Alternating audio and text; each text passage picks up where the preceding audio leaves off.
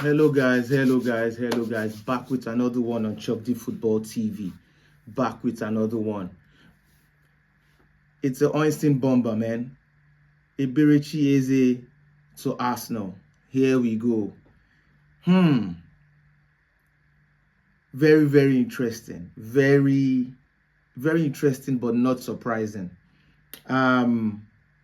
Before I comment, please like the video and subscribe to the channel, all that good stuff, so you get notified whenever I release videos. Arsenal is acting like a big boy club, man. Like we know that they are. Arsenal is a big boy club, and it's about time they act like a big boy club.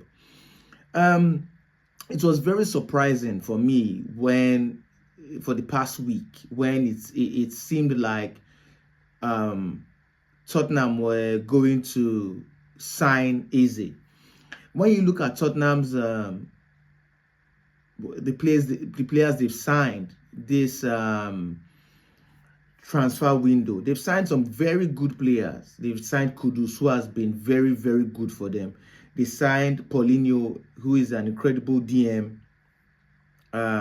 Maybe they probably signed some other people. I can't remember, but also they have a couple of injuries in Madison, Kulusevski. I think I might be wrong, but I think Bentancur is probably injured as well. Don't quote me on that. But with the signature of Eze, that would have really strengthened their team, because for those of you not living under a rock and you've been watching the Premier League, you know that Eberechi Eze is one of the best creative midfielders in the Premier League. The guy is incredible, and it's about time that he made a big move. You know, it was just a matter of time he made a big move. And a few weeks ago, I saw, it was all over the news reports that he was going to sign for Tottenham. And you can tell that he chose Tottenham because probably Arsenal were looking like they were not going to sign him anymore. And you could tell that Tottenham was his second choice. Tottenham was his second choice. He would have gone, Arsenal was his preferred choice, but it seemed like Arsenal were waiting to, for some outgoings, and they were kind of satisfied with the players that they had bought already, and they were waiting for some outgoings, like I said, because there are a couple of players that Arsenal still need to sell to get some money, rather than just spend. But Arsenal had been pushed to have their back against the wall, because Havertz just got injured. He got a knee injury, hence why Arsenal just jumped back into the market. But you could tell that Eze wanted to, he wants to play in Europe and he wants to go to a bigger team. And when it seemed like Arsenal were slacking, or Arsenal were not interested, instead of him remaining in Crystal Palace, because he's 27, who knows when another big opportunity like this might come. So when it seemed like it was only Tottenham that was willing to pay the money, his release fee, and he was like, you know what, why not? I would go to Tottenham. But now that Havertz got injured, Arsenal went back into the market, and they got who they had been looking at, which is Eze. And Eze, from this jump, you could tell he preferred to go to Arsenal. Arsenal is a bigger club. Arsenal has won more titles. It's just a bigger brand in general. And I think Eze is going to bring a lot of things into the Arsenal team, a lot of creativity. Martin Odegaard didn't have such a good season last season. And even the game against Manchester United, Arsenal's first game of the season, he was horrible. And Arsenal need that creative midfielder who can be the difference. Yes, they have Ethan Nwaneri, but who is a fantastic player. But I don't want to say that Nwaneri is too young, because is there anything like really young in football anymore? We've seen what Yamal is doing. And yes, you can come and say that, yeah, but Yamal is a one of one. But once you're 18, 19, in football right nowadays, you know, you ain't really young. You are good to go. But Eze is going to bring a wealth of experience. He's played in the championship. You know, he's played in the championship. I think he played for, was it Reading? I think he played for Reading or QPR. You know, Crystal Palace just won 2 trophies with Crystal Palace this past few months, and which he played a very pivotal role in winning these trophies for Crystal Palace. You know, he's an English international. He's an England international. Very good on the ball, very skillful. He can play a series of different positions. He can play in the 10. He can play on the left wing. He can play as a supporting striker. The guy is an all-rounder. He's phenomenal. He's a phenomenal player, and he's going to bring a lot of creativity into the Arsenal side.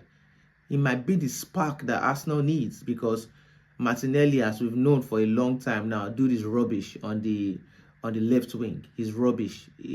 So Martinelli shouldn't be starting for an Arsenal.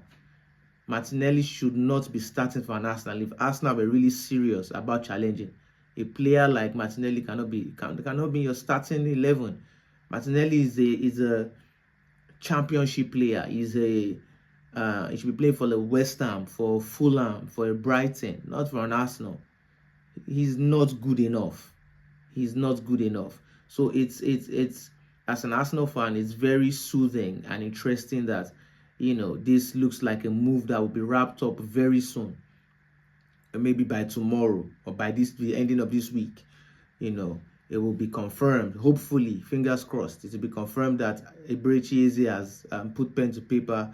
Deal has been agreed, everything, and is on his way to Arsenal.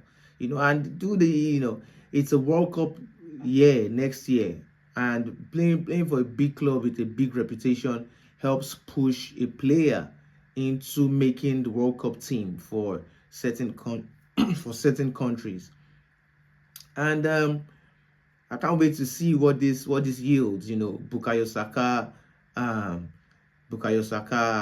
Eberechi Eze, Martin Odegaard, you know, Declan Rice. These guys that are creative on a good day. You know, they can score single-handedly, and they can also create opportunities for, you know, world-class striker in Gyökeres. So I'm very anxious to see where he would be playing for Arsenal. Would he be playing on the wing, or he would be put as a center attacking midfielder? You know, in my personal opinion, it's good that he can play different positions. So it will be interesting to see where he fits in that Arsenal team. And it's an incredible purchase. It's an incredible purchase. For me, this has taken Arsenal's transfer window, for me, from a 7/10. Oh, okay, from a 7.5/10 to a 9. To a 9. So for me, I will put Arsenal's transfer dealings this transfer window at a 9/10. At a 9/10. Maybe if they sign one more player, I don't know, maybe in Rodrigo, then that might be a 10/10. But even with Eberechi Eze, I think Arsenal is good to go. Arsenal is good to go. And it's good that they snatched they snatched him from Tottenham. They snatched him from Tottenham, the big boy Tottenham. You know, this is what it's all about. This is what it's all about. They are cadets to this thing. And Arsenal, like I said, Arsenal is a big boy club. I know with people banter Arsenal, people joke on Arsenal, they haven't won a trophy in 100 years, but Arsenal is a big club. They have a vast trophy cabinet. Don't get that. Don't get it twisted. Do not get it twisted. Go and look at their trophies. Arsenal is not a small club, and it's about time that they start acting like a big club with big money and with big boys, big time players. So yeah, big up the Arsenal. Big up the Arsenal. or if you watch the video to this very point, please like, comment, subscribe, and let me know, what would you rate Arsenal's transfer window over 10?